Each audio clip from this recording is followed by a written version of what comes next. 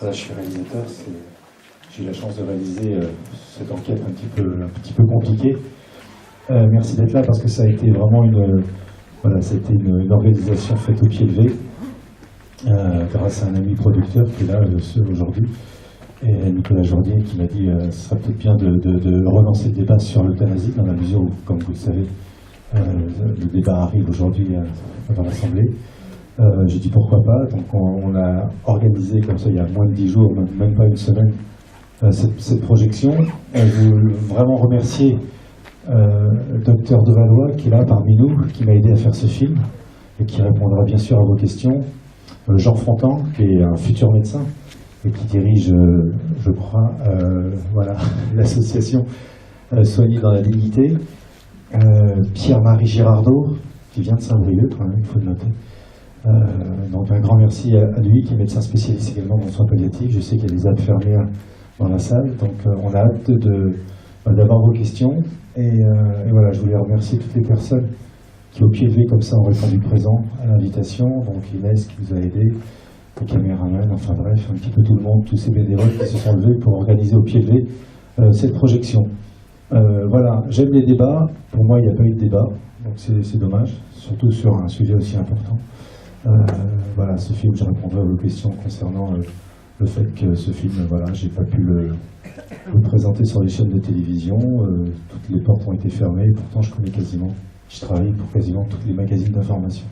Donc voilà, ce qui m'a paru quand même un petit peu étrange, surtout sur un débat qui reste encore ouvert et qu'on peut encore creuser. Donc je vous en dis pas plus, on regarde ce petit documentaire de 52 minutes, et puis après on se retrouve pour les questions. Merci encore d'être là.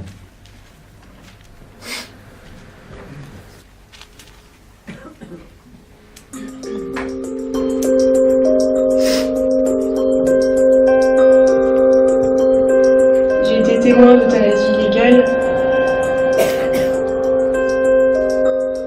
Un patient ne mourrait pas assez vite, selon ses dires.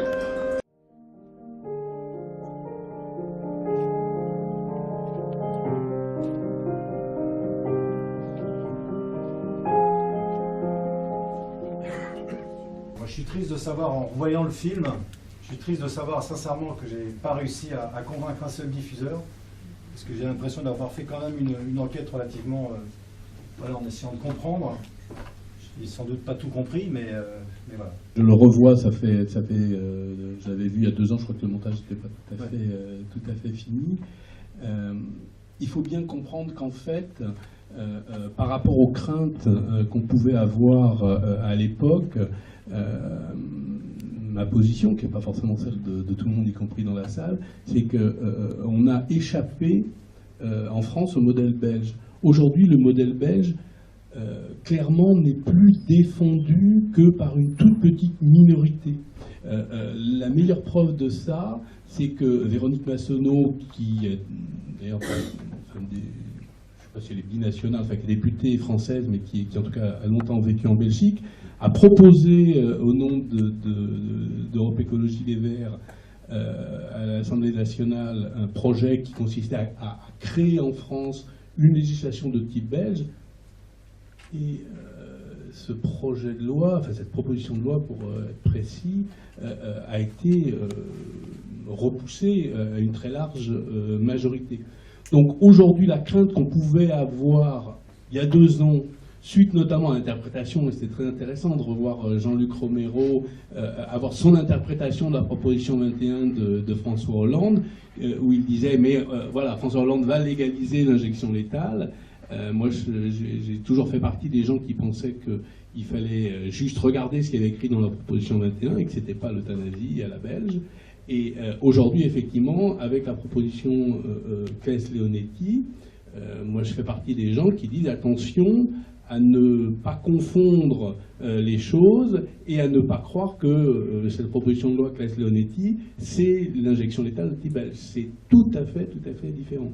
Je continue à m'interroger sur ce qui se passe en Belgique. Pour information, dans un livre que je vous recommande fortement, qui sort aujourd'hui ou demain, je ne sais plus, qui a été coordonné notamment par Michel Salamanque sur 30 ans d'histoire des soins palliatifs. Je recommande à tous les gens qui s'intéressent à cette question de le lire. C'est un assez gros bouquin où plein de chapitres ont été faits. Moi, on m'avait demandé d'écrire un chapitre, dans la suite d'ailleurs de ce que je dis dans le film, de tout le travail que j'avais fait sur comment est-ce qu'on doit faire des soins palliatifs en Belgique. Et donc j'ai écrit un article dans ce livre sur la comparaison de la position du mouvement des soins palliatifs en Belgique et en France sur la question des injections létales. Donc pour les gens qui veulent aller un petit peu plus loin sur la réflexion, avec bien d'autres articles de ce bouquin, je vous en recommande la lecture. Je suis enfin je ne suis pas inquiet. Aujourd'hui, on verra dans les années qui viennent, où il faut continuer à rester vigilant, mais je ne suis pas inquiet sur le fait que ce modèle belge fasse envie en France. Grâce aussi au travail du film, grâce à bien d'autres interventions, je crois qu'on a réussi à faire comprendre, c'est la conclusion de mon article, que moi, je n'ai pas à critiquer ce que font les Belges, c'est très bien, enfin, ils sont autonomes, ils font ce qu'ils veulent. Moi, ce qui m'embête, c'est quand les Belges veulent venir en France expliquer qu'il faut faire la même chose qu'en Belgique. C'est là où ça me fait réagir. Quand Jacqueline Hermans et Dominique Le Signol viennent au procès du docteur Bonnemaison à Bayonne pour expliquer que ce que fait le docteur Bonnemaison, c'est vachement bien. Ça me pose un problème. Et encore une fois, moi, je ne veux pas du tout donner des leçons aux Belges, c'est pas la question. Ce qui se passe en Belgique, c'est l'affaire des Belges. Par contre, que les Belges viennent nous expliquer qu'il faut faire la même chose en France, là, effectivement, je ne suis pas d'accord. Merci Alain. Je précise que Jean-Luc Romero a été invité, les gens de l'association MDND ont également reçu un carton d'invitation, malheureusement, comme on s'y est pris très tard, ils nous ont répondu qu'ils ne pouvaient pas venir. J'ai juste une question, Jean. Ta réaction par rapport au film, qui est un peu daté aujourd'hui, par rapport à la situation aujourd'hui, voilà, première, ta réaction dans le contexte dans lequel on est, et deuxièmement, est-ce que cette loi sur l'euthanasie risque de cliver le corps médical? Ça, c'est une question que... Voilà. Et sachez aussi qu'il y a beaucoup de choses que je n'ai pas vues dans ce film, que j'ai gardées en réserve, et qui sont des témoignages aussi assez terrifiants, mais je n'avais pas envie d'en rajouter. Merci.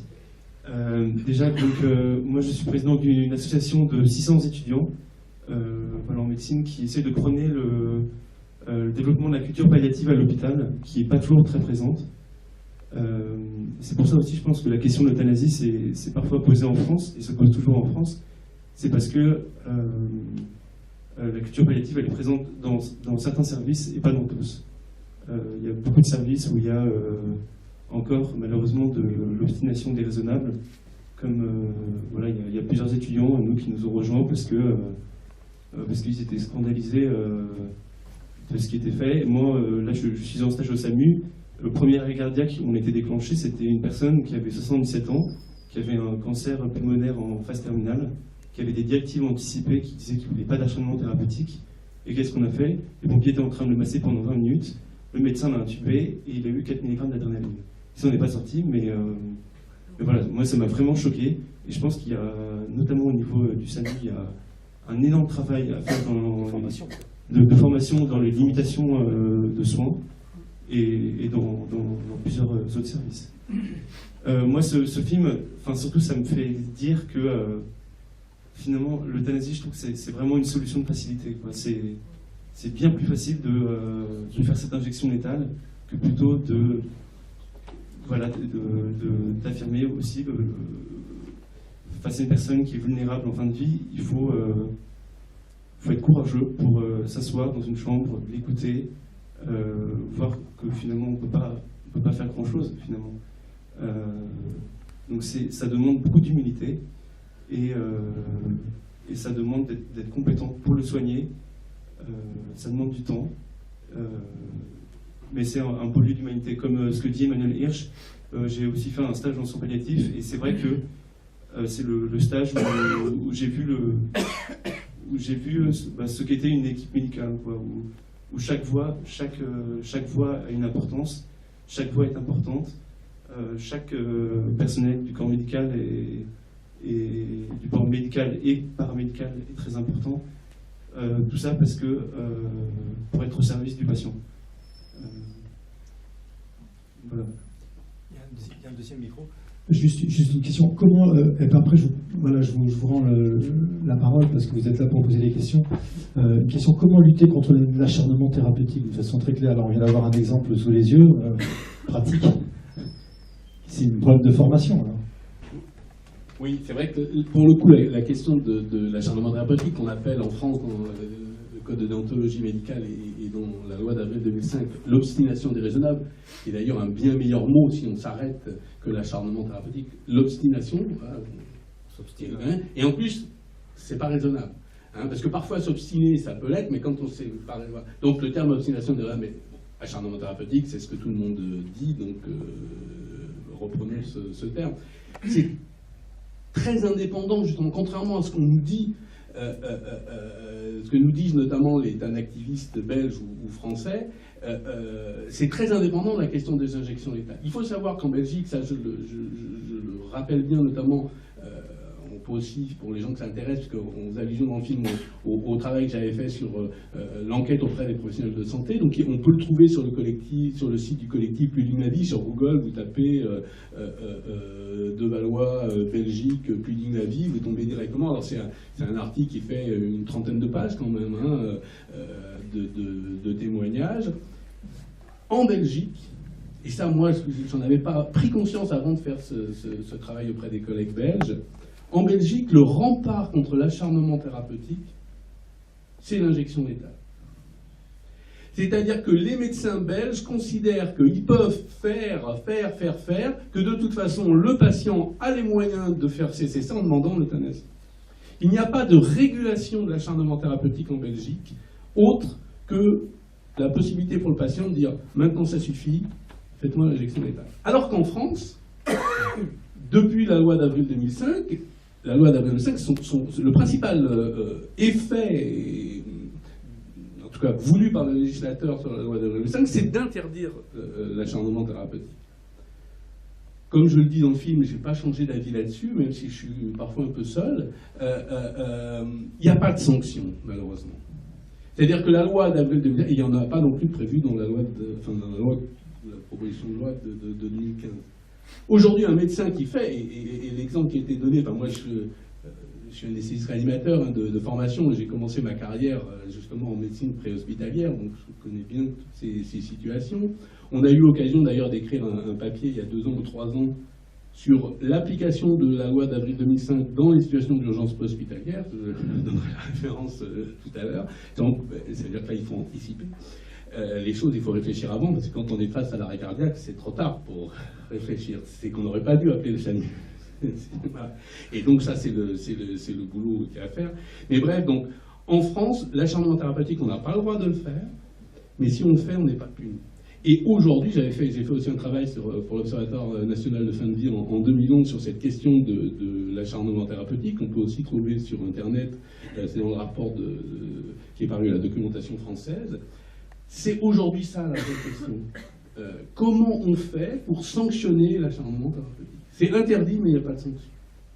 Donc aujourd'hui, la seule façon, pour répondre à la question de Pierre, la seule façon de l'empêcher, c'est la formation initiale et continue de tous les professionnels de santé, parce que il n'y a pas que les médecins qui poussent à l'acharnement thérapeutique, et parfois même, c'était une des conclusions du travail que j'ai fait pour l'Observatoire, c'est de dire qu'il y a des situations dans lesquelles c'est les familles qui poussent à l'acharnement thérapeutique. Et ça, c'est des notions qu'il faut rappeler, notamment chez les personnes âgées. Souvent, c'est les familles on faisait allusion aussi à ces personnes âgées qui sont en EHPAD et qu'on renvoie aux urgences contre leur volonté, mais les médecins le font parce que la famille disent, j'utilise souvent quand je fais des topos un joli petit dessin, où on voit une famille par-dessus le lit d'une personne âgée à qui on ne demande rien, qui s'adresse au docteur et qui lui dit « rendez-le immortel, sinon je vous traîne au tribunal ». Et c'est des vraies situations. Hein. C'est-à-dire que l'acharnement thérapeutique, ce n'est pas les méchants docteurs et les gentilles familles. Parfois, c'est les familles qui poussent. Donc, pour moi, c'est la vraie question. Mais si tu veux faire un film là-dessus, on en parle quand tu veux. Je ne travaille pas directement dans le soin palliatif, je suis pathologiste et oncologue médical. Bon, disons, je parle aussi avec l'expérience que la loi de Leonetti date de 2005. En 1985, j'ai commencé à travailler dans ce secteur-là. Et j'étais dans un hôpital où on n'avait que des patients qui étaient atteints de pathologie néoplasique, certains atteints de sida. Donc déjà, c'est vrai que c'est intéressant quand même cette expérience. Donc la loi Leonetti arrive en 2005. En 1985, on commence, enfin c'était déjà commencé en France déjà par des établissements, Jeanne Gall, etc. Mais bon, moi, je n'ai jamais été confronté dans ces 20 ans d'expérience avant l'année 2005 au problème de l'euthanasie directe. Ce qui est vrai, c'est intéressant aussi mon intervention, c'est surtout pour parler à l'occasion, s'il y a des questions, sur la sédation terminale. Parce qu'actuellement, je pense que le problème, peut-être que le docteur Levallois le précisera mieux que moi, mais je pense que le problème actuellement en France, c'est surtout celui de la sédation terminale. Qu'est-ce qu'on entend par sédation terminale et comment on va... Je pense que la loi par laquelle on se dirige probablement va aller dans cette direction-là. C'est ce que disait le docteur de la loi, c'est vrai. Je ne pense pas que le modèle belge va pouvoir être appliqué et est applicable en France parce que l'expérience est très négative. On le voit d'après le film, mais je crois que si je devais donner une conclusion générale sur le film, c'est toute la partie belge, c'est complètement surréaliste. C'est-à-dire on a l'impression d'être dans un autre monde et je trouve que c'est beaucoup plus intéressant les interventions qui ont été faites, enfin les interventions de M.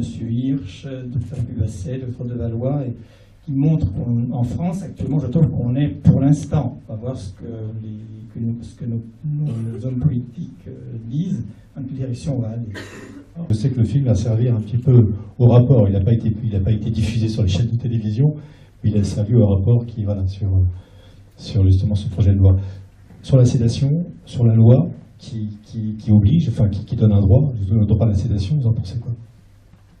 Oui, je vais essayer de répondre en 5 minutes, ce qui est quand même une gageure. Alors, je le disais à une journaliste il n'y a pas longtemps, je suis assez actif sur Twitter, et sur Twitter, l'avantage, c'est qu'on est obligé de condenser sa pensée des manières très... Donc, sur Twitter, j'avais tweeté, attention, il n'y a pas dans la proposition de loi telle qu'elle est, que je connais bien pour avoir été quand même assez associé en amont à sa rédaction, il n'y a pas un droit créance à la sédation.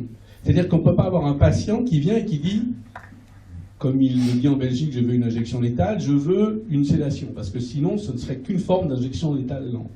Donc il n'y a pas un droit pour le patient à avoir une sédation, il y a le droit pour un patient dont l'état le requiert, c'est-à-dire des situations très particulières et très rares, à obtenir une sédation. Et il ne faut plus, c'est d'ailleurs pas du tout utilisé dans la proposition de loi, plus du tout utiliser cette notion de sédation terminale, qui est très ambivalente, parce qu'on a l'impression que, est-ce qu'elle est terminale parce qu'elle va faire terminer la vie, auquel cas c'est une sédation euthanasique, ou est-ce qu'elle est terminale parce qu'elle s'adresse à un patient en phase terminale.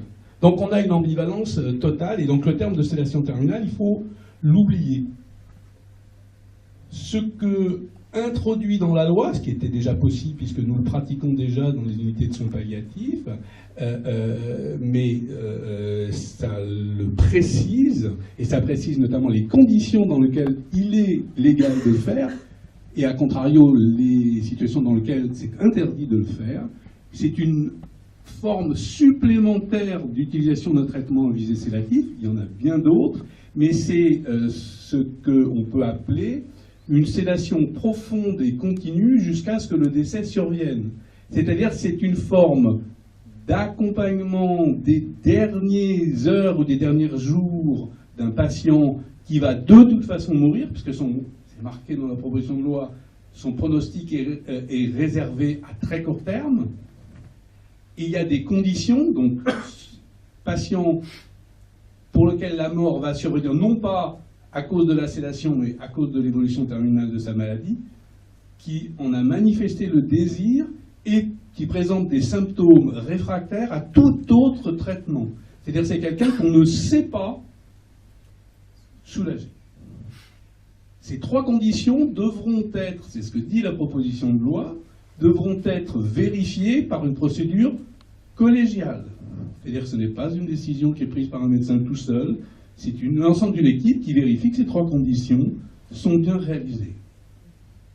Donc, voilà, on est dans des situations très exceptionnelles qui existent et où effectivement on pourra ainsi soulager des patients qui sont en train de mourir et qui répond à la proposition 21 de François Hollande, assistance médicalisée, à finir sa vie dans la dignité. Moi, je suis d'accord, je suis assez d'accord avec ça, sauf que je vois pas en fait cette loi, pour moi, elle ne répond, enfin, elle n'avait aucune utilité puisque ça c'est déjà présent en fait dans la loi et dans les recommandations de bonne pratique. C'est pas à la justice de faire des recommandations de bonne pratique, c'est aux médecins de le faire. La justice doit donner un état d'esprit que donne très bien la loi Leonetti. Pour moi, le problème que cette loi est faite parce que les médecins ne sont pas formés et ne savent pas utiliser ces sédations, même les morphiniques où les médecins ont parfois très peur de les utiliser. Donc, pour moi, le travail est plus à faire en amont, il est à faire dans nos études, avoir des formations concrètes, théoriques et pratiques sur l'utilisation des morphiniques, ses indications, pareil pour la sédation. Après, moi, il y a simplement quelque chose qui me dérange un peu dans ce projet de loi, dans la sédation, c'est pour les personnes qui sont dans un état végétatif chronique, qui, eux, on ne peut pas savoir ce qu'ils veulent. On peut se référer à leur directive anticipée, mais on ne peut pas savoir ce qui s'est passé entre le moment où ils étaient en bonne santé et le moment où ils se sont retrouvés en état végétatif. Et puis, voilà, ces personnes-là qui sont souvent... Quand ils sont dans un état stable, on ne peut pas... l'intention de la sédation, c'est quoi? C'est de le soulager ou c'est ou de lui donner sa mort? Pardon, mais c'est pas tout à fait ça, juste pour préciser les choses. D'une part, la proposition de loi n'évoque absolument pas la question de ce qu'on appelle là, et c'est pas le bon terme en fait, même si c'est celui qu'on utilise malheureusement tous, d'état végétatif chronique, puisque là, il y a les EVC, les EPR, les états post-relationnels. Donc en fait, il vaut mieux parler, si on veut être extrêmement précis, des patients en état de conscience chronique altérée, parce qu'au moins ça inclut l'ensemble des situations. Et cette situation-là n'est pas évoquée spécifiquement pour la sédation. Juste, j'arrive. Il y a 3 situations pour lesquelles non, mais justement, il ne faut pas que ce soit une question spécialiste. Je pense que tout le monde doit le comprendre. Il y a 3 situations. Il y a la première situation de pratique sédative profonde et continue jusqu'à ce que le décès survienne. J'ai exposé la première, donc c'est le patient en pronostic vital très réservé à court terme qui en fait la demande, machin, j'ai expliqué. Deuxième situation, en fait, il y a la deuxième et la troisième sont des situations très proches. La première, les 2 fois, deuxième et troisième, c'est lorsqu'on pratique des limitations de traitement de maintien artificiel en vie, en application de la loi d'avril 2005. La deuxième situation, c'est le cas où le patient est conscient et réclame l'arrêt d'un traitement qu'il maintient artificiellement en vie, un respirateur, une dialyse, que sais-je encore, une nutrition artificielle, puisque ça fait partie clairement des traitements de maintien artificiel en vie que peut refuser le patient. Et dans ce cadre-là, lorsque on arrête un traitement de maintien artificiel en vie, c'est-à-dire que le patient il va mourir parce qu'on arrête ce qu'il maintient en vie, à sa demande, la possibilité donc de mettre en place cette sédation profonde et continue jusqu'à ce que ce décès, qui est dû non pas à la sédation mais à l'arrêt des traitements de maintien artificiel en vie, survient. Et puis la troisième situation, toujours en application de la loi d'avril 2005, je suis désolé, je suis un peu enrhumé, c'est la situation où le patient n'est pas conscient, mais qu'il est décidé, conformément encore une fois à cette loi d'avril 2005, avec la procédure collégiale, la prise en compte éventuelle des directives émancipées, de la vie de la personne de confiance, des proches et de la famille, on décide chez ces patients, incapables de décider pour eux-mêmes, qu'ils soient en état végétatif chronique ou qu'ils soient déments, ou éventuellement toute personne qui n'est pas capable de décider pour elle-même, lorsque dans le cadre de cette procédure, il est décidé d'un arrêt de traitement du maintien artificiel en vie, alors, sur la même logique que dans la situation numéro 2, effectivement, on va pouvoir mettre en place, ou devoir mettre en place, une sédation profonde et continue jusqu'à le décès survienne. Mais c'est pour ça qu'il faut quand même bien connaître les choses. C'est-à-dire que ça, c'est déjà dans le décret de 2010. C'est pas une nouveauté. C'est cette situation numéro 3 qui agite comme ça un certain nombre de gens. Ben, c'est un décret de 2010. Donc c'est déjà en place, simplement. C'est quelque chose de très juridique pour les gens qui sont compétents là-dedans, ce qui n'est pas toujours mon cas. C'est que donc, c'est pour éviter ce qu'on appelle une QPC, une question préalable de constitution, je ne sais pas quoi, parce que c'était dans un décret, et le Conseil d'État a expliqué qu'il fallait le remonter au niveau de la loi. Mais le texte, il existe déjà. C'est pas une nouveauté. C'est juste le remonter d'un décret qui devient une loi. C'est tout. Oui, mais il y a... Pour moi, il y a quand même un commentaire à faire là-dessus, c'est que chaque situation, elle est particulière, elle est unique, et je trouve que le texte a quand même tendance à généraliser un peu ces situations, et il est légitime d'arrêter ce cas-là est légitime quand on est en cas d'obstination déraisonnable, quand la nutrition, l'hydratation apportent plus de problèmes que d'effets bénéfiques, mais dans un état stable, ce ne doit pas être pratiqué. La discussion, elle est possible, sauf que c'est pas la loi qui l'apporte, ça. Ça, c'est déjà le cas depuis 2005. Donc, il faut pas se tromper, il faut pas se tromper dans les objectifs. C'est pas ça, la loi n'apporte pas ça. Hein, ça, c'est vraiment l'application de la loi de 2005. On peut dire, et un certain nombre de gens l'ont dit d'ailleurs à l'époque, il y a eu une déclaration de Monseigneur 23 et d'un représentant de grand rabbin de France, qui disait qu'il n'était pas d'accord sur le fait que la loi d'avril 2005 prévoyait la possibilité d'arrêter la nutrition et l'hydratation artificielle. Ok, cette position elle est légitime, c'est pas la mienne, mais elle est légitime. Mais il ne faut pas refaire le truc. Là, en l'occurrence, c'est pas du tout une nouveauté. C'est pas du tout une nouveauté. Et donc, il dit pas du tout qu'il faudrait, chez tous les patients en état végétatif chronique, arrêter. Pas du tout. Il dit simplement que quand la décision est prise, à ce moment-là, il faut être logique. Jean Leonetti a une expression qui vaut ce qu'elle vaut, qui dit on ne peut pas à la fois appuyer sur l'accélérateur et sur le frein. C'est-à-dire on ne peut pas dire on arrête le maintien artificiel en vie d'un côté, mais on continue de l'autre. Et donc c'est, pour ceux qui se rappellent, c'est le décret de 2010, c'est une application de la situation d'Hervé Pierrat, qui s'est retrouvé dans une situation assez terrifiante, puisque donc c'est un jeune patient qui, à la suite d'une tentative de suicide par pendaison, se retrouve dans un état de conscience chronique altéré, et où finalement, après bien des difficultés, les parents obtiennent l'application de la loi d'avril 2005, donc l'arrêt de tous les traitements de maintien artificiel en vie, notamment la nutrition ou l'hydratation artificielle par gastrostomie, et où ce patient va être abandonné dans une chambre, où on va effectivement lui enlever sa gastrostomie, ce qui est juste aberrant par ailleurs, parce qu'il fallait juste arrêter de mettre quelque chose dans la gastrostomie, mais pas forcément arracher la gastrostomie, et où effectivement ce patient ne va avoir aucune sédation, et donc les parents vont avoir l'impression, c'est le titre d'ailleurs d'un bouquin auquel ils ont contribué, qui avait été écrit par Gilles Antoniovis, qu'il va mettre 6 jours pour mourir dans des conditions terribles. Alors qu'effectivement, en mettant juste en place une sédation, il serait mort exactement dans les mêmes délais, mais simplement sans entraîner ces manifestations assez terrifiantes, en tout cas pour l'entourage.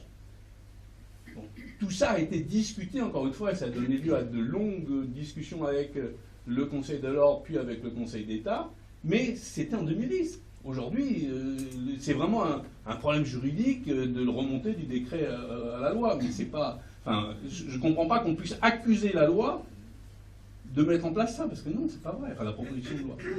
C'est un débat qui a déjà eu lieu. Il y a West France qui est parmi nous, donc je suis ravi, d'autant plus que j'ai lu un article qui était passionnant, sur la sédation. Bonjour, excusez-moi, j'ai 3 questions en fait, mais elles vont être courtes.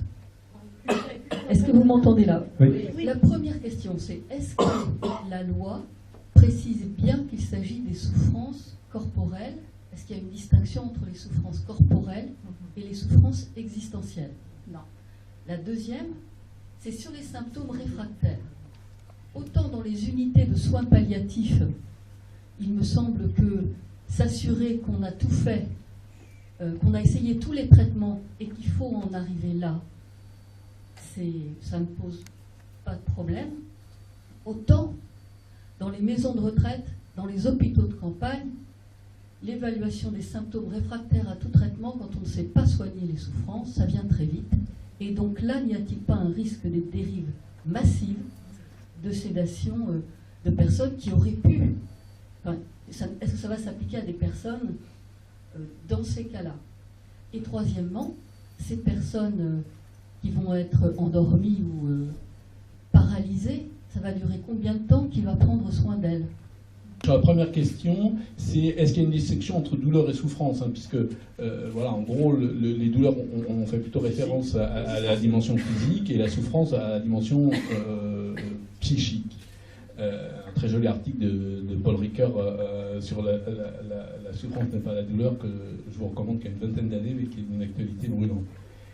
Donc la réponse, clairement, est les deux sont prévus, donc ce n'est pas réservé à la douleur physique, mais ça inclut aussi, et en fait, c'est logique, puisque les douleurs, il n'y a pas besoin de faire une sédation, enfin c'est exceptionnel, mais exceptionnel de chez exceptionnel, hein, qu'on ne puisse pas soulager une douleur, et qu'on soit obligé de mettre en place un traitement à visée sédative pour la douleur. Par contre, dans la vraie vie, enfin moi dans mon service, je vois de temps en temps, des situations de souffrance existentielle des derniers jours qui effectivement nous amènent aujourd'hui à mettre en place des traitements à visée sédative. Donc première question, première réponse, c'est bien pour et la douleur et la souffrance, mais en pratique, la question porte avant tout sur les questions de souffrance existentielle.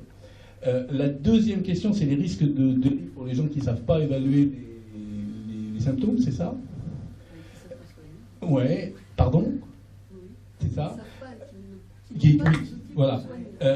C'est une vraie question, mais ceci étant, c'est pas à cause de la loi. Aujourd'hui, la même chose, puisque je rappelle que les traitements à visée sédative, au nom de l'article 2 de la loi d'avril 2005, ils n'étaient pas du tout encadrés. Hein. La loi à tort sur le double effet permettait ça sans aucun encadrement. L'avantage au moins avec la proposition de loi, si elle devient une loi, c'est qu'au moins les juges, là pour le coup dont c'est le métier, pourront faire appliquer la loi. Ça marche plus, ça marche plus. Ça marche. C'est-à-dire que quelqu'un qui ne respectera pas ça, ce qui est le boulot de la loi, ce qui n'est pas effectivement le boulot des recommandations de bonne pratique. Mais là, ça veut dire que les tribunaux pourront être saisis et que s'ils n'ont pas fait tout ce qui était possible de faire, et conformément pour le coup aux recommandations de bonne pratique, et qu'ils ont dit non, on ne sait pas faire, et donc on fait une sédation, ils sont hors la loi. Et donc, encore une fois, l'encadrement de mauvaises pratiques me paraît être un progrès pour les éviter. Par ailleurs, moi je milite très très fortement pour que cette proposition de loi, si elle devient une loi, fasse l'objet d'une évaluation, pas une évaluation dans 5 ans ou dans 10 ans, ce qu'on appelle en termes d'évaluation des politiques publiques, une évaluation chemin faisant. C'est-à-dire qu'en permanence, on soit en train de vérifier qu'on ne va pas sur des dérives. Bien sûr qu'on peut avoir cette crainte-là, mais ce n'est pas à cause de la loi. Et au contraire, la loi va plutôt dans le bon sens en permettant une sanction juridique si on n'a pas respecté ça. Et j'ai du coup oublié la troisième question. Comment, je pense aux personnes qui sont... qui va s'occuper des personnes? Parce que ça... Il n'y a aucune différence par rapport à avant, si on adopte cette nouvelle loi. Qui s'en occupe aujourd'hui? Donc ça veut dire qu'aujourd'hui, si on prend cet exemple qui moi me tient à cœur, et peut-être apparemment aussi à vous, d'un certain nombre de mauvais traitements et de maltraitance, moi j'ose le terme, de maltraitance des personnes âgées dans un certain nombre, pas tous, hein, mais dans un certain nombre d'établissements pour personnes âgées, bien sûr que ce problème-là n'est ni réglé positivement ni négativement par la loi. Et aujourd'hui, ça passe par ce qu'on disait, par la formation initiale. C'est très important. Mais s'il n'y a pas en même temps la formation continue, c'est un problème. Juste un exemple parmi 1000 autres, il y a maintenant en France, un peu partout, on vient nous d'en ouvrir un à Cergy-Pontoise, il y a des diplômes universitaires de soins palliatifs. Moi, j'incite fortement tous les professionnels de santé qui sont impactés concernés par la prise en charge de soins de fin de vie de faire ces diplômes universitaires. Et puis il y a des équipes mobiles qui peuvent venir intervenir. Donc voilà, ça c'est toute l'organisation. Il y a une circulaire de 2008 qui organise les soins palliatifs en France. On nous promet, et il faudra que ce ne soit pas seulement une promesse, un nouveau plan de développement des soins palliatifs. On se bat très fortement pour mettre en place une filière universitaire pour former des spécialistes de soins palliatifs, parce qu'aujourd'hui, on est un certain nombre à effectivement avoir une pratique de soins palliatifs exclusifs, mais nous n'avons pas de filière universitaire, on a seulement des professeurs associés, donc c'est un sujet très technique, mais qui est extrêmement important. Il faut impérativement que soit mis en place une filière spécifique pour former les jeunes médecins qui vont pouvoir ensuite diffuser la culture palliative à tous nos collègues dont ce n'est pas l'exercice exclusif. Donc il y a toute une politique de l'accompagnement qui reste pas satisfaisant en France. Et effectivement, cette proposition de loi est très loin de régler le problème du mal à mourir en France. Jean ? Moi, je voudrais donner aussi un autre exemple que j'ai eu au SAMU. On était appelés dans une maison de retraite pour une personne qui était en fin de vie. Et ils nous ont dit est-ce que vous pouvez la prendre et l'amener aux urgences, parce que nous, on n'a pas assez de personnel pour s'en occuper.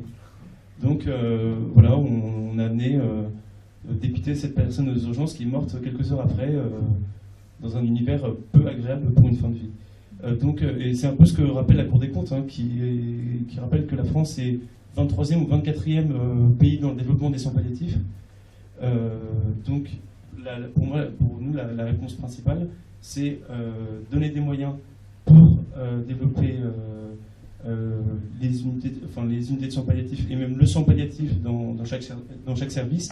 Chaque service devrait être capable d'accompagner une personne en fin de vie. Et puis, la deuxième chose, c'est la formation, que chaque médecin soit également, et chaque soignant aussi paramédical, soit capable d'accompagner une personne en fin de vie. Autre question.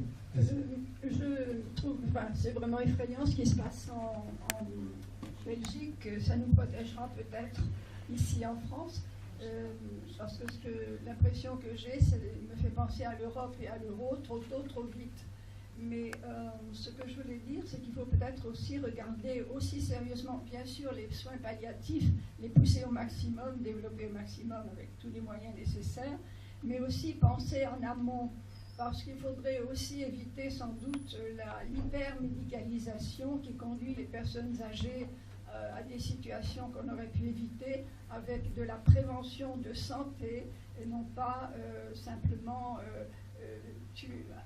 s'occuper du symptôme avec tous les médicaments chimiques qui dégradent tous les organes et ceci et cela. J'ai vécu quelque chose avec ma mère qui a, à partir d'un problème qui l'a fait hospitaliser, on a décrété symptômes type Alzheimer. C'était complètement faux, ça s'est révélé complètement faux, nous le savions, mais une fois que la personne est prise dans un certain engrenage médical, la famille n'y peut plus rien. D'abord, elle n'est pas compétente, elle n'a pas le jugement, et voilà, donc c'est atroce pour la personne âgée, c'est atroce pour la famille, ça dure très longtemps et on ne souhaite pas qu'on mette fin à ces jours.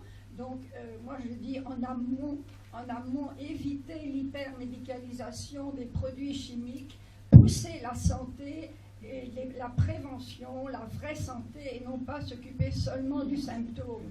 Voilà. Qu'en pense le prescripteur ? Oui, c'est vrai qu'on arrive, mais c'est logique, à une vraie réflexion et remise en cause sur la pratique de la médecine aujourd'hui. Et voilà, un certain nombre de choses que vous venez de dire, j'y souscris. Enfin, quand on voit arriver, y compris dans une unité de soins palliatifs, c'est-à-dire que l'équipe qui prenait en charge ce patient a bien compris qu'on était dans une phase tout à fait terminale de sa maladie, que la mort était inéluctable à court terme, qu'on voit arriver des patients de 80 ans, 85 ans avec 15, 20 médicaments contradictoires les uns avec les autres. Voilà. Parfois, moi, les gens, oui, c'est ce que disait Louis Pubasset de manière très, très, très importante hein, sur cette dimension économique qui est une vraie réalité aujourd'hui, avec le fait que, il y a des intérêts, y compris notre collègue oncologue le sait bien, l'intérêt des laboratoires qui fabriquent des médicaments extrêmement coûteux de chimiothérapie, et où, quand on regarde les recommandations internationales sur le fait que, en gros, je vais être gentil, dans les 2-3 derniers mois de vie, il n'y a aucun sens à faire une chimiothérapie. Et que la réalité, c'est que dans la dernière semaine de vie, vous avez 80% des gens qui reçoivent une chimiothérapie. À qui, pardon, mais à qui profite le crime? Oui, je peux, simplement pour insister sur ce que vient de dire le docteur Levallois, effectivement, aujourd'hui, enfin, je parle dans le domaine que je connais, qui est celui de l'oncologie, la cancérologie. Effectivement, aujourd'hui, par rapport à pas mal d'années, aujourd'hui, aucun patient atteint d'un cancer n'est pris en charge de manière individuelle par un seul médecin. Toutes les semaines, j'assiste à des réunions qu'on appelle des réunions de consultation pluridisciplinaire dans lesquelles on est... Alors effectivement, des choses ont considérablement changé. Si je regarde tout mon parcours médical, aujourd'hui, c'est vrai, il y a des patients qui ont sûrement ce qu'on appelle une deuxième, une troisième, parfois même une quatrième ligne de chimiothérapie. Il faut vraiment qu'on se pose la question, surtout avec, évidemment, le problème est exactement ce que vous soulignez, c'est-à-dire les laboratoires, ainsi pour je vais dire un mauvais mot, mais une survie qui se compte en semaines. C'est à nous de dire, il faut arrêter. Juste pour vraiment renforcer ça, deux choses qui viennent. Hier encore, voilà, j'étais sur une situation où un monsieur avec qui j'ai discuté de l'intérêt de continuer la chimiothérapie me dit « Mais moi, si c'est pour me prolonger de plusieurs années, je suis d'accord. Si c'est pour me prolonger de plusieurs semaines, je ne suis pas d'accord. » Eh bien, néanmoins, une alliance entre guillemets, entre la famille et l'oncologue font que finalement on lui fait cette chimiothérapie qui est en train de le tuer, c'est-à-dire que là maintenant ça va même plus d'une question de semaine, mais probablement une question de jours, mais il veut absolument qu'on lui fasse cette chimiothérapie parce qu'il pense, on lui a donné les mauvais renseignements, il pense que ça va le prolonger de plusieurs années, alors que le remède va être pire que le mal. Donc ça c'est la vraie vie. Deuxième chose, vous parliez fort justement des RCP, de ces discussions pluridisciplinaires. Et donc nous on vient de mettre en place, comme d'autres, rien d'extraordinaire, mais c'est juste pour raconter notre quotidien, on vient de mettre en place avec nos collègues, parfois amis oncologues, une RCP palliative. C'est-à-dire qu'on vient discuter, ils nous amènent des dossiers, on discute entre les oncologues et les médecins et les équipes de soins palliatifs pour dire voilà, madame Untel, est-ce que c'est raisonnable de lui faire la 4e ligne de chimiothérapie ou pas? C'est-à-dire qu'effectivement, l'oncologue, il fait son boulot, ce que je comprends, ce qui est normal. Il a vu une publication dans le dernier Oncology qui me dit que ça augmente de 0,3% la possibilité de... Donc il dit, on va peut-être le faire. Et nous, on est juste là pour dire, attendez, est-ce que tu es sûr? Bon. Et donc la RCP palliative, où on statue sur ce qu'on appelle justement le statut phase palliative exclusive. C'est-à-dire que plus de traitements à visée curative ou plus de traitements de maintien artificiel en vie, mais uniquement des traitements qui visent à assurer son confort. Et à partir du moment où on l'a décidé ensemble, c'est extrêmement intéressant. Et donc on aide, et c'est normal, moi j'ai eu souvent ces discussions avec les collègues oncologues, c'est difficile pour l'oncologue d'arrêter, parce qu'il y a tout un tas de liens qui se sont créés, etc. Et il est important de prendre un peu de recul, de lever le nez du guidon, et puis dire, attends, là, c'est juste pas du tout raisonnable ce que tu es en train de proposer à la dame. Et ce qu'on propose à la dame, c'est de lui dire, voyez, il y a une chance que ça vous guérisse. Mais non, enfin, c'est évident qu'il n'y en a pas. Donc voilà. Donc les choses, elles avancent. Alors effectivement, moi qui suis un peu, vous l'avez remarqué, impatient, j'ai tendance à trouver que ça avance pas assez vite. Mais ça avance. Et ça, c'est pas la loi.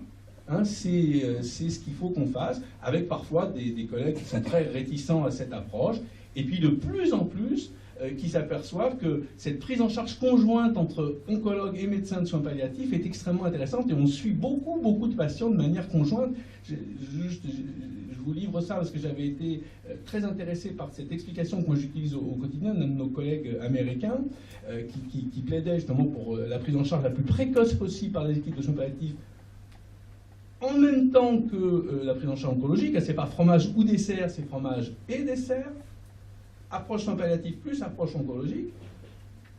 On a montré dans une circonstance particulière, mais il y a plusieurs papiers qui montrent que non seulement la prise en charge palliative précoce elle améliore la qualité de vie, mais même, très paradoxalement, elle améliore aussi la quantité de vie. Peut-être parce que justement on empêche de faire des chimiothérapies qui vont plus mal que bien, ça c'est mon interprétation. Mais en tout cas, voilà, Bruera explique que quand il voit un patient, au moment pratiquement de la consultation d'annonce du cancer, et qu'il explique pourquoi il faudra que je vous suive en tant que médecin de soins palliatifs, c'est comme une assurance. Quand vous prenez une assurance pour votre auto, ça ne veut pas dire que vous avez l'intention d'avoir un accident, que vous avez l'impression que ça se passe mal, mais vous savez que c'est un risque d'avoir un accident. Eh bien, il explique aux patients cancéreux, voilà, on est dans une phase où on va essayer de vous guérir, mais on ne peut pas vous l'affirmer à 100%. Et donc, l'assurance que, même si malheureusement on n'arrive pas à vous guérir, c'est que vous aurez tout ce qu'il faut pour le confort de vie, c'est qu'on vous suive en même temps. Et donc, en ayant, alors c'est éventuellement discutable, mais il explique, il y a un schéma qui est assez impressionnant là-dessus, qu'à partir du moment où il a débaptisé son service de soins palliatifs en, je ne sais plus comment il appelle ça, en supportive care, donc mal traduit en français en soins de support, il a multiplié par 4 ou 5 sa file active de patients. Parce que d'un seul coup, ça faisait plus peur, parce qu'on a l'impression que, voilà, le soin palliatif, ça sent le sapin, quoi. On a l'impression que ça y est, c'est... Et en fait, pas du tout. C'est-à-dire que cette approche-là, basée sur le patient et non pas sur la pathologie, est vraiment complémentaire de l'approche purement d'organe que peut apporter le spécialiste oncologique. Tu veux réagir ? Oui, moi je suis bien d'accord avec ça, mais je trouve aussi que dans nos études, on nous parle beaucoup de curatifs et on nous parle quasiment que de curatifs. Et du coup, ce qui fait que les médecins voient la mort un peu comme un échec personnel. Comme j'ai mal soigné mon patient, c'est à cause de moi qu'il est mort. Alors qu'en fait, non. Et c'est pour ça qu'on va vers des surenchères de chimio et pour essayer de se pardonner, quoi, finalement. L'échec, c'est quand la mort s'est mal passée. C'est pas... J'ai une mauvaise nouvelle pour tout le monde.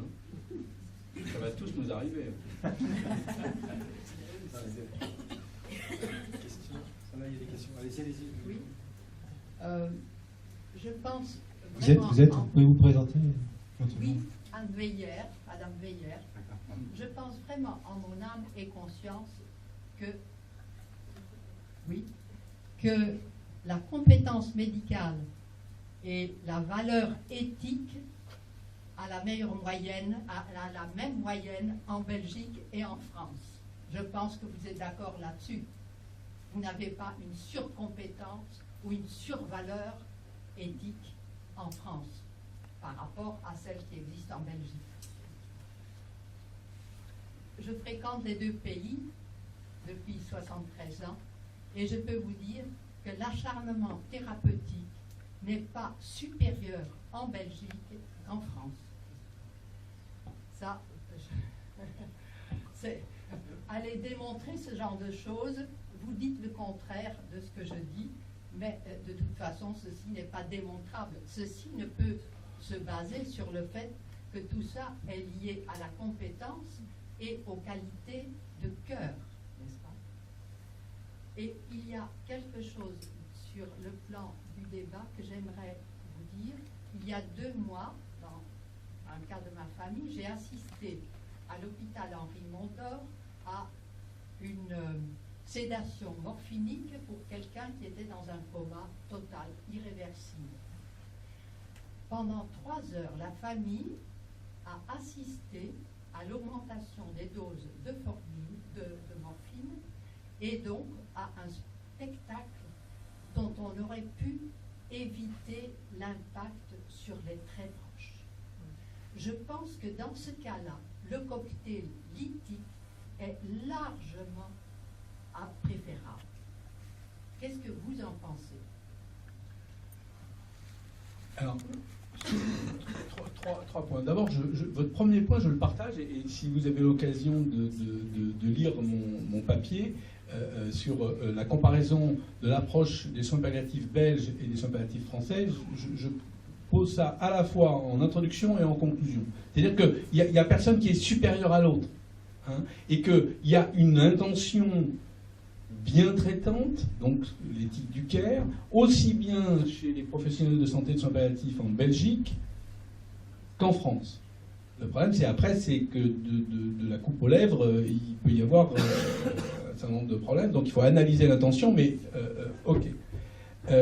Donc il y a une éthique différente, parce que l'éthique, c'est pas, il n'y a pas une éthique. Hein, et donc ce que moi je plaide, c'est qu'effectivement, l'éthique très utilitariste et surtout très libertarienne qui domine chez nos collègues belges, et pas du tout celle qui correspond à l'éthique qui valorise plutôt la bientraitance et qui est donc effectivement plus une éthique du care vis-à-vis des professionnels de santé français. Donc il y a différentes éthiques. Excusez-moi de vous interrompre, mais l'éthique belge est aussi variée que l'éthique française. Oui, oui, tout à fait. Mais moi, je parle de l'éthique dans le monde des soins palliatifs belges qui met en avant l'injection létale comme un des moyens possibles, un des outils, si vous voulez, dans l'arsenal thérapeutique des soins palliatifs. C'est ce qui fait la particularité de la Belgique. Par rapport au mouvement de soins palliatifs, le reste, on peut en parler, mais je parle bien là uniquement du soin palliatif.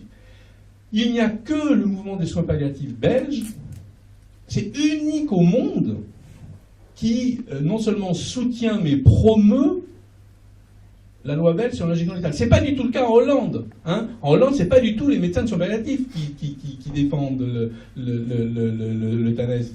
Hein. C'est donc ce modèle qui a été imposé, j'enlève parce que c'est péjoratif, qui a été porté, proposé notamment par des médecins de soins palliatifs flamands et qui maintenant a été accepté par les médecins de soins palliatifs wallons. Alors si vous intéresse, ça est très documenté dans mon article avec les références, etc. En tout cas, le mouvement des soins palliatifs belge est le seul au monde à soutenir l'injection létale. Ça ne veut pas dire qu'ils ont tort. Ça veut juste dire qu'ils sont les seuls au monde. Voilà. Et que effectivement, et ça, je reproduis dans mon article une interview du docteur Van Noest avant qu'elle écrive son bouquin Moi catholique qui pratique l'euthanasie, mais une interview justement dans le quotidien Le Soir, si ma mémoire est bonne, où elle explique ça de manière assez remarquable, cette adhésion progressive, y compris des médecins de soins palliatifs wallons, à cette conception flamande du fait que ce qu'ils appellent les soins palliatifs intégrés, dans lequel l'euthanasie est une des voies possibles. Donc, il n'y a pas de jugement de valeur. Hein. Moi, je serai en Belgique, je me positionnerai comme un Belge. Je trouve que ce n'est pas le cas, donc je ne dis pas que les Français sont meilleurs que les Belges. Sur le deuxième point, vous avez vu que je ne suis pas d'accord avec vous, mais vous avez raison de ne pas être d'accord avec moi. Là, je n'ai pas de la hard science, mais une étude qualitative, donc vous pourrez lire également, qui est disponible sur Internet, qui montre que l'acharnement, je l'ai dit, je le répète, l'acharnement thérapeutique en Belgique ne fait pas l'objet d'une interdiction légale. Que les médecins belges, quand on les interroge, expliquent très bien que pour eux, la seule limitation de l'acharnement thérapeutique, c'est la demande d'injection létale. Donc, certes, je n'ai pas comme on en a sur les dérives de l'euthanasie, enfin de l'injection létale, on a là des données scientifiques qui montrent les dérives et qui sont publiées par des médecins belges, donc qui ne sont pas susceptibles d'être remises en cause. Par contre, effectivement, je ne peux pas le prouver de manière formelle, mais je crois vraiment que les outils contre l'acharnement thérapeutique en Belgique sont beaucoup moins puissants que les outils contre l'acharnement thérapeutique en France. Puisque vous ne pouvez pas le quantifier et le prouver, ça relève donc d'une impression. D'une opinion, c'est exactement ce que je suis en train de vous dire. C'est mon opinion et vous avez le droit d'en avoir une autre. De servir les opinions comme des faits. Ce n'est pas ce que je fais, puisque je vous explique justement que c'est une opinion, et j'ai toujours expliqué que c'était une opinion. Et dans les différents articles, je revendique cette opinion qui est basée sur l'opinion de médecins belges. Voilà. C'est une opinion contre une opinion, voilà. Match nul. Voilà. Et vous avez tout à fait le droit, comme je vous le disais, d'avoir une autre opinion, mais elle n'est pas plus basée sur des faits, parce qu'elle est contraire. Voilà, donc... Et pour la troisième question que je posais, est-ce que vous pensez que le spectacle de... Ah, oui, très important, vous avez raison. Vis-à-vis de la famille proche, alors, comme je l'ai vu pendant une sédation morphinique en cas d'un coma profond et irréversible, est-ce que ça n'aurait pas été mieux de faire Je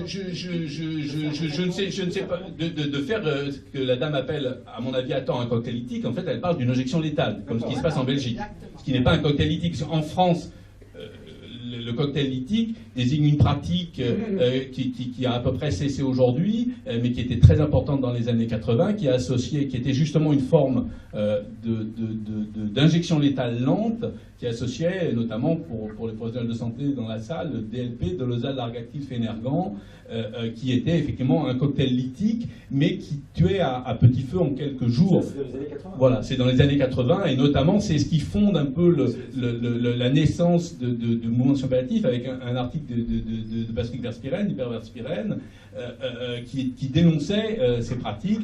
Encore une fois, vous avez les références, pour ceux qui veulent aller un peu plus loin, notamment dans ce papier comparant la voie française et la voie belge. Voilà. Continue, alors. Non, aujourd'hui les cocktails lithiques c'est plus pratiqué. Par contre, ce que vous me dites là évoque des mauvaises pratiques.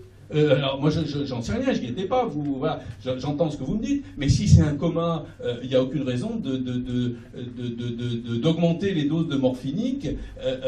Enfin, je ne comprends pas, en tout cas pour moi clairement ce sont des mauvaises pratiques. Donc je ne peux pas répondre non, il aurait mieux valu faire l'injection telle, je pense que non, il aurait mieux valu probablement, mais à travers ce que vous me dites, et je suis incapable de savoir la réalité des choses, évidemment ce que vous décrivez n'est pas acceptable et ne correspond nullement à des bonnes pratiques de traitement à visée sédative, notamment telles qui sont recommandées par la Société française d'accompagnement et de soins palliatifs, validées par la Haute Autorité de Santé. Donc oui, il y a des mauvaises pratiques aussi, vous me dites, pas, à Mondor, j'en sais rien, je ne les connais pas. Mais en France, oui, on voit encore des gens qui font d'ailleurs comme en Belgique, c'est-à-dire qui augmentent les doses de morphinique toutes les 3 heures jusqu'à ce que mort s'en suive. Et ça, c'est pas du tout des choses qui sont acceptables, pas plus en Belgique qu'en France. Elles sont pratiquées en Belgique, elles sont pratiquées en France, et c'est pas bien. Dernière question, parce que là, je pense qu'il va falloir qu'on rende la salle. En tout cas, merci. Ouais. Juste apporter un témoignage. Joël Jessica Vactozet, j'ai été opérée il y a très peu de temps à l'hôpital Cochin et j'ai demandé à avoir une péridurale. Donc l'opération s'est très bien passée et le médecin est venu me voir, il m'a dit on va vous mettre sous morphine. J'ai dit c'est pas la peine, je n'ai aucune douleur. Et elle m'a dit ah bon, bah, très bien. Et après ça, on est venu et on a commencé à me donner, enfin à vouloir me donner, à me demander quelle était ma douleur. J'ai dit 0. De 0 à 10, j'ai dit 0. Et là, on a commencé à vouloir me donner des médicaments antidouleurs, etc. Et à chaque fois, je disais, mais non, je n'en veux pas parce que j'ai plus de raison de prendre ça, j'ai pas mal. Jusqu'à un soir où on me donnait des pilules et j'ai demandé ce que c'était.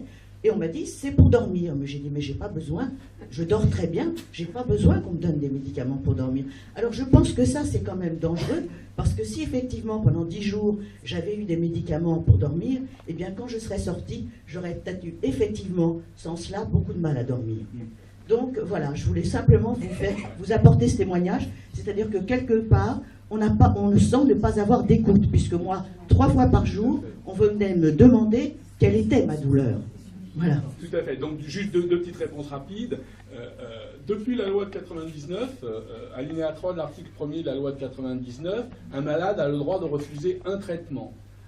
La loi d'avril 2005 a changé le 1 en tout traitement. Hein, mais c'est depuis 99 que le consentement pour la prise d'un traitement est nécessaire pour le patient. Donc, vous avez le droit de refuser tout traitement que vous estimez pas important. Et sur la douleur, je fais partie de ceux, avec beaucoup de gens spécialisés de la douleur, qui prônent ce qu'on appelle d'un acronyme anglais le Patient Controlled Analgesia, c'est-à-dire l'analgésie contrôlée par le patient. Parce que plutôt que de faire des protocoles, je rappelle juste qu'un anagramme de protocole, un peu imparfait, c'est cloporte. Donc moi, protocole, c'est un truc qui m'insupporte. Et donc, effectivement, je pense qu'il faut faire, non pas du prêt-à-porter, mais vraiment du cousu humain.